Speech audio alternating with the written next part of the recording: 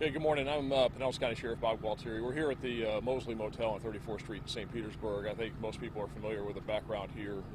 The property's been in foreclosure for a number of years. The court issued an order last week with a final order of eviction for all the residents. At one point, there were over 400 people living here, including families with very, very young children, infants, a lot of pets, etc. Through a collaborative effort with the City of St. Petersburg, Pinellas County, and other social service providers, we've had great success in getting the majority of the people moved out and into other facilities. We worked very hard, especially since Wednesday of last week, knowing that the deadline was here. The original deadline would have been probably Friday morning. We extended that to give the weekend to get more and more people placed. This is a balance between respecting property rights and the owner's interest in the property, which they certainly have, and also making sure that we accomplish this in a dignified and humane and compassionate way for these people that don't have any other place to live. The conditions here are not good. In fact, the conditions here are pretty deplorable, and it's probably best that these people do move on and they get into better suited housing, especially for the young kids. So we've had great success over the weekend. As of the end of last week, we still had about 100 people here, again, including families with young children and pets. Right now, the best count we have probably 2 or 3 rooms that are still occupied, and sheriff's deputies are getting ready to go door to door and make sure that all the rooms that are not boarded up are in fact vacant, and anybody that is here will escort them off the property and get them to a place where they can stay. This morning we had vans here. We did provide transportation to some, including to Pinellas Safe Harbor, some families to St. Vincent de Paul, and other places. So we're going to continue with our efforts and make sure we do this in, a humane and a compassionate way, but we have to respect the property owners' rights and their interests in the court order, and that's what we're affecting here this morning. So I'm happy to take any questions anybody has. Regarding the deplorable conditions that are here, how did it get to this point, and was there anything that any city or county agency could have done to make sure that people weren't living like this? Well, I think you have to direct those questions to the City of St. Petersburg. This is in the city, and from what I understand, the city has been aware of this, and code enforcement has been aware of it, and I believe they have issued some violations. As far as the status of those violations, if you haven't, I believe you have, and the media's had an opportunity to be on the property. I know the owners don't want the media inside today and on the property, which again, you have to respect their wishes in that regard. But I've been through it, and I can tell you it's nasty. It is absolutely one of the worst situations I've ever seen. It's not something that people should be living in. So it is probably better that they do move on. But as far as what's been done and how it occurred in the past, you really need to direct those questions to the City of St. Petersburg. Do you know if there are families who don't have a place to go? I know there's 3 kids and a family right here sitting under a tree. Right. Do you know what the status is of everything? Yeah, actually, those people are waiting for a ride, and as soon as the ride comes, there was a very simple issue. There was a car that was locked out. In fact, they're waiting for AAA to unlock the car, and then they'll get a ride. So we're making sure, especially as it relates to families and people with young kids, is that the last thing in the world we want, and that's why we have done this and conducted it in the way we have, is we don't want anybody on the street, especially families, especially kids. That's why Animal Services is here to make sure all the pets are cared for, etc. It's very important to be done that way, and that we respect these people and that they do this in a dignified way. And we've done everything possible to make sure and accomplish that. So it's a real credit to all of the social service providers, to the City of St. Petersburg and their homeless services, to Pinellas County and the homeless services, and everybody coming together to make sure this is done in the way that it needs to be done. Again, the backdrop though is that property rights are important also. So we have to, the company that owns it, the business that owns it, is respect their right to develop their property. So, but again, when you look at the property, it needed to change because this is not a place where people should be living. Why are people still here? You said 3 rooms? Yeah, but again, a lot of the people who are here would otherwise make up probably that chronic homeless population. And there's as of last night, people were out here drinking, and that's what they do. So there's a whole variety of reasons, and some of them probably have some mental health issues, and they certainly have some substance abuse issues, etc. But that's part of that whole chronic homeless population.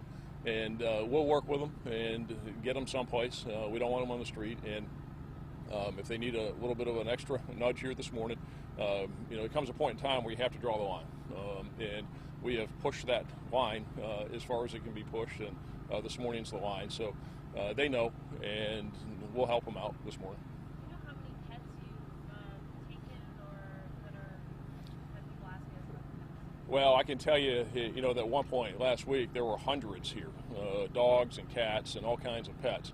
I know that they were able to take a few out here in the last few days. The exact numbers, I don't know the exact numbers, but I can tell you that at one point there were as many pets here as there were people. So, but again, this has been an ongoing process now for a period of time to get people out, to transition them into housing, to transition them with their pets.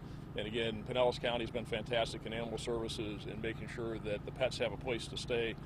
Even if where the people are going, they don't take the pets, so that they can then transition with their pets. You mentioned the conditions a little bit, but what was going through your head when you walked in for the first time? You saw kids, you saw pets, you saw people living in these sort of conditions. What were you thinking? Well, it's disgusting and it's sad. You can see behind me. You get a flavor of it. What you see behind me is what the rest of the property is, probably worse in some respects. Inside of these rooms where you got, I don't know, a couple hundred square feet and 6 and 7 people living, especially with kids. So very sad. It was my first reaction to it, and really sad that kids are living in this environment.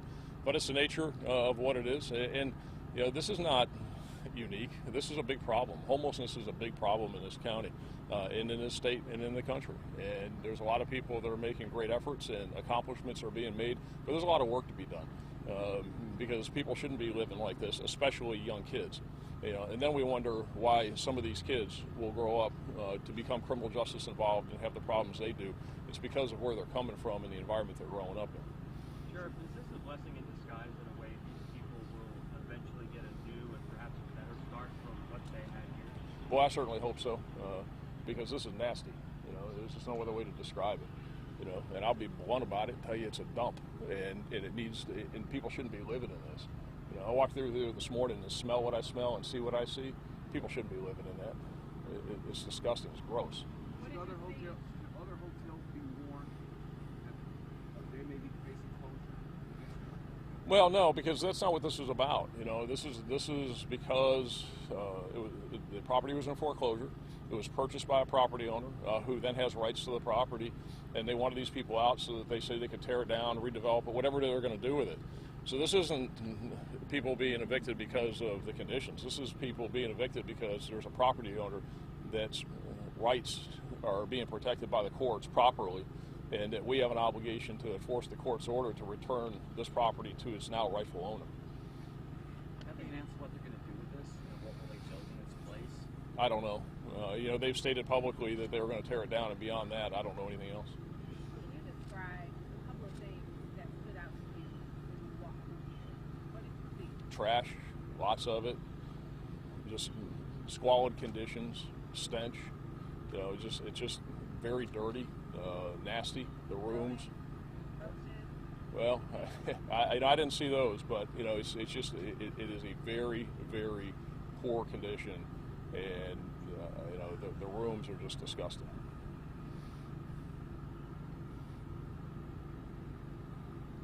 Okay. All right, if nobody has any other questions, and we probably won't update any more unless something changes. What I envision it now is the deputies are going through. What we hope is that everybody is out. If we find those couple that are not, then we will help them get to where they need to be, and then turn the property over to the property owners. And I understand that they've already fenced it. They're going to keep it fenced, and it'll be in the private property owners' hands, and that will conclude our involvement and our obligation under the law to return the property to them. Well, we're still trying, again, and I don't want to, because we don't know, is that we have a whole host of rooms that were, as of last week, were still open. And we've made a lot of effort over the weekend to get people out of those rooms. But the property owners stopped boarding the rooms, so a lot of them aren't boarded. So we're going to go to all the rooms that are not boarded up and check each one and make sure that people are out. By our best estimate is that it's 2 or 3 that may still be occupied this morning. But until we go room to room and do those checks and clear each of those rooms, I can't tell you with certainty the exact number, but it's probably 2 or 3, and I certainly hope it's no more than that. But by the time we leave here today, it'll be 0, and nobody will be here, and they'll be in full possession of the property. All right, thank you.